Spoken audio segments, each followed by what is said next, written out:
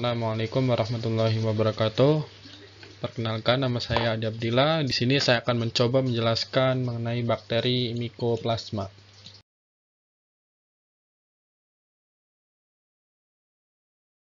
Karakteristik umum dari bakteri Mycoplasma yang pertama yaitu ukurannya kecil, sekitar 125-250 nanometer.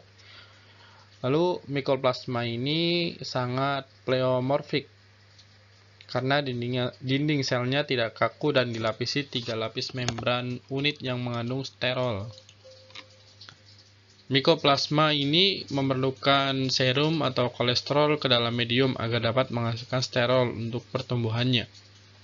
Yang ketiga, Mycoplasma sangat resisten terhadap penisilin karena pada dinding selnya tidak terdapat struktur tempat penisilin beraksi, tetapi Mycoplasma ini dihambat oleh tetrasiklin dan eritromisin. Yang keempat, Mycoplasma ini dapat bereproduksi dalam media sel pada agar pusat keseluruhan koloni melekat di bawah permukaannya. Yang kelima, pertumbuhan dihambat oleh antibodi yang spesifik karena Mycoplasma mempunyai afinitas untuk membran sel mamalia. Karakteristik lainnya yang pertama yaitu Mycoplasma ini termasuk organisme uniseluler.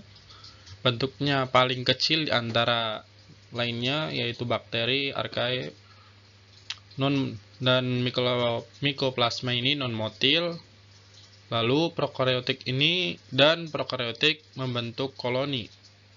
Bisa lihat di gambar sebelah kanan ini, koloninya menyerupai sebuah telur. Nah, Mycoplasma yaitu pleomorfik.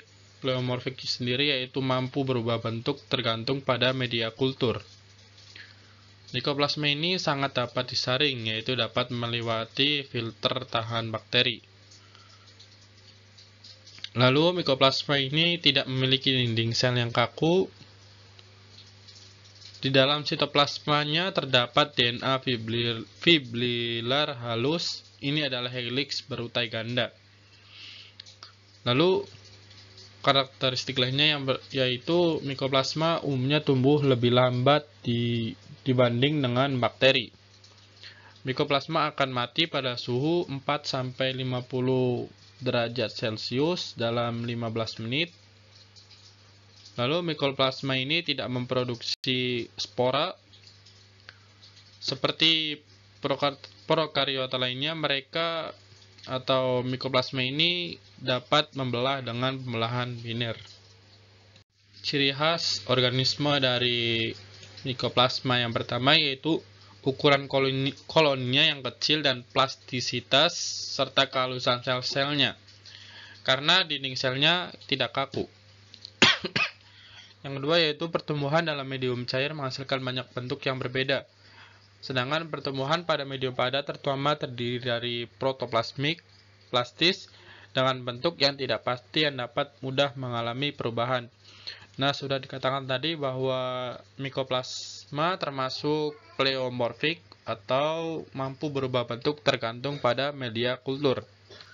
Di sini medium cair menghasilkan banyak bentuk berbeda, sedangkan pada medium padat menghasilkan bentuk yang tidak pasti. Habitat dari Mycoplasma. Mycoplasma bersifat parasit, menyerang manusia dan juga hewan, dan juga saprofit, yaitu menumpang hidup pada makhluk hidup lain. Lebih dari 200 tubuh seperti Mycoplasma ditemukan terkait dengan limbah, tumbuhan, hewan, serangga, humus, mata air panas, dan lingkungan bersuhu tinggi lainnya. Mycoplasma ini telah ditemukan di jaringan flum tanaman yang sakit. Setidaknya 11 Mycoplasma yang berbeda secara serologis dan biologis telah ditemukan pada manusia, yaitu Mycoplasma orale dan Mycoplasma salivarium. Ditemukan hampir pada setiap orang dewasa yang sehat. Mycoplasma hominis banyak ditemukan pada orang dewasa yang aktif secara seksual. Penyakit seperti pneumonia atipikal primer di mulut, faring, saluran kemih, dan tonsilitis pada manusia disebabkan oleh Mycoplasma.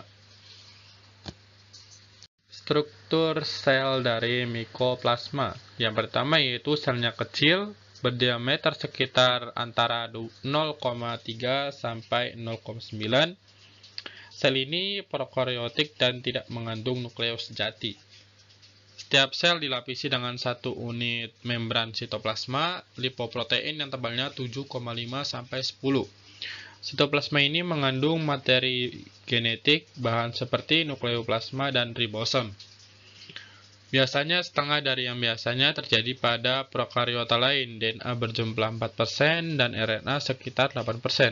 Meskipun gram negatif, mikoplasma menandai perlahan jika terpapar lama dengan pewarna. Mikoplasma ini tidak bergerak tetapi menunjukkan gerakan meluncur yang lambat. Nah, mikoplasma ini sensitif terhadap streptomycin, eritromycin, dan chloramphenicol, tetapi tidak sensitif terhadap penisilin. Bentuk sel dari mikoplasma yang pertama yaitu ada berbentuk utuh, bulat, polimorfik, dan tidak beraturan. Filamen mungkin bercabang atau tidak bercabang, bisa dilihat. Ini adalah bentuk-bentuk sel dari mikoplasma.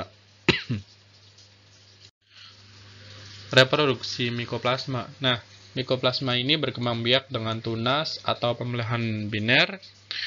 Sel-sel mikoplasma membelah secara tidak merata menjadi tubuh yang sangat kecil yang disebut badan besar atau unit reproduksi minimal. Ini terbentuk di dalam tubuh besar atau sel dewasa. Ukurannya dari 330 nanometer hingga 450 nanometer. Badan-badan ini adalah makhluk hidup independen terkecil yang sejauh ini diketahui. Mikoplasma mewakili berbagai kelompok bakteri yang menyebabkan infeksi pada manusia.